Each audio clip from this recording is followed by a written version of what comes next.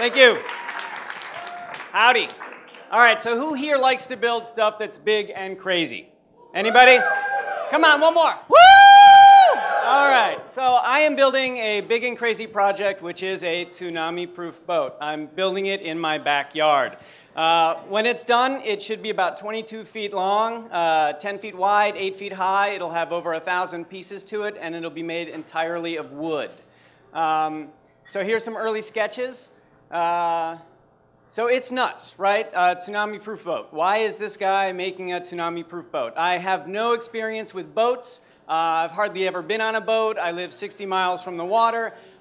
So when I tell people that I'm going to make a tsunami-proof boat, I get these kinds of comments. So yes, it's a big and crazy project, but I think it's also why it's such an awesome project. So I'm a UX designer, and so why am I building this? So first I want to give a shout out to my wife and my neighbors. Thank you very much, wife and neighbors.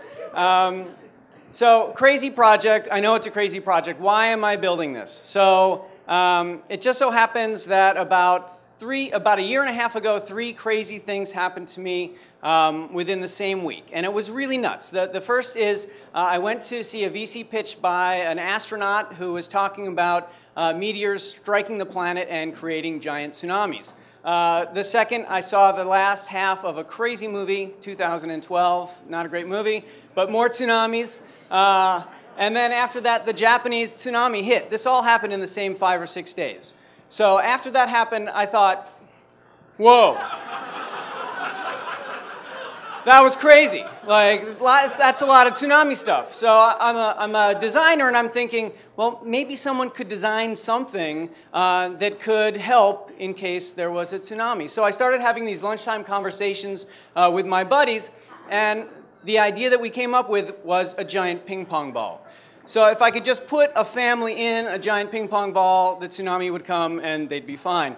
So I started doing research. Well, how do you build a giant ping pong ball? And while no one's building giant ping pong balls, there is a guy in British Columbia that builds these amazing tree houses made entirely of wood. So once I saw these, I thought, okay, this can be done. Like, you can build this amazing sphere out of wood.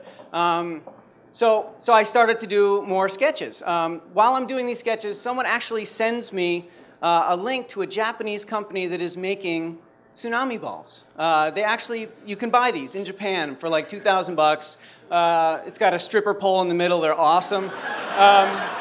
But then I thought, you know, the ball is not the best shape for a boat. So I started doing research on other shapes similar to spheres, as strong as a sphere. And there were these escape pods that they used off of oil derricks.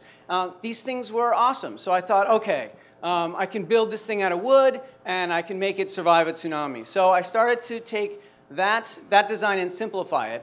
And I needed to make it buildable out of plywood. This is the best that I was going to do. I wasn't going to build it out of steel. So I simplified the design, and I needed to make it fit a 4 by 8 foot sheet of plywood. Now, I'm no good with CAD, so I break into Illustrator, and it's kind of very caveman style of building this boat. I design it. It looks like it might work, but I got to prototype it first. So I print it out, and I make my first prototype out of cardboard. At the point I got here, I thought, yeah, I can do this. Like, I can actually make this boat happen. So convinced my wife that this is a great idea, and then start buying plywood. So I'm buying tons of plywood, and I take a couple classes down at Tech Shop, which is an awesome place. And so now, all right, Tech Shop. So now I'm running a CNC router to cut out my shapes so that I can build the first elements of a tsunami-proof boat. Originally, all the shapes were going to be cut on CNC, but it ended up being really slow. So these were templates that I used to make these vertical elements.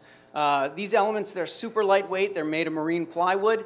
Each one of these only weighs about 30 pounds, and it's mega strong. So when you put 15 of these suckers together to make a hemisphere, the hemisphere is now crazy strong. And this is before you've got skinning or a hull on the inside and the outside of these shapes.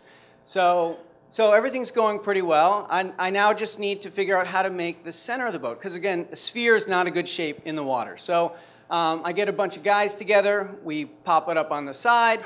I need to build this structure that holds the boat elements so that I can push them together. And I start to make these midship elements. They each weigh about 222 pounds.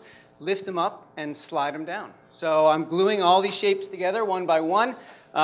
Rain's coming. This is last month. So rain's coming. It's time to build structure to keep the water off. So my wife's going nuts at this point. It's 15 feet tall now. But everything's looking good. And I'm on my last slide. Here's the last slide. So this is last week. It's not done yet. It's got 749 pieces right now. And I hope you follow my progress on tsunamiball.com. Thank you.